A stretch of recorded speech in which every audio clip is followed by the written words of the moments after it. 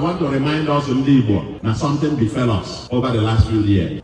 In trying to complain or agitate, paradoxically, we turned the gun on ourselves. I've done this consistently before I became governor. In 2017, when Nnamdi Kanu was first in prison, I led the delegation of prominent Igbos to go to Kuje prison to ask for his release.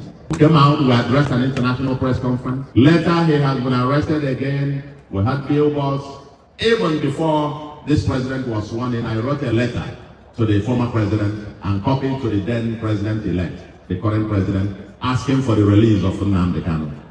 So today I also join the Mazi Nnamdi Kanu worldwide in making the same call. I want him to be released so that he can join the rest of us, the stakeholders, because we need to sit around the table and have an important debate about the future of the Igbos.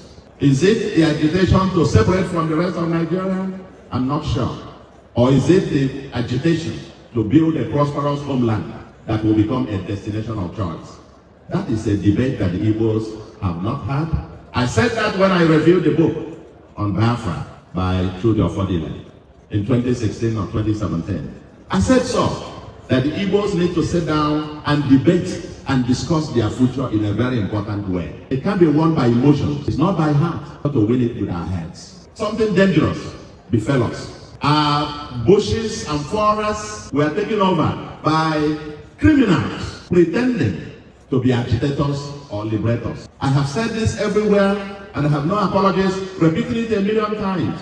Because a problem that you have not diagnosed, you cannot solve it. Our people went into the bush, all pretending that they were agitating for the liberation of Igbo land. But indeed, while indeed they are criminals, kidnappers, kidnapping our people and turning an Igbo to become a desolate homeland. The so-called sit at home, who are we hurting? We are killing ourselves. Igbos are killing themselves. And so, Mazi Nnamdi Kanu, while we commemorate today, may it become a point of contact for us to become the search for a new Igbo land.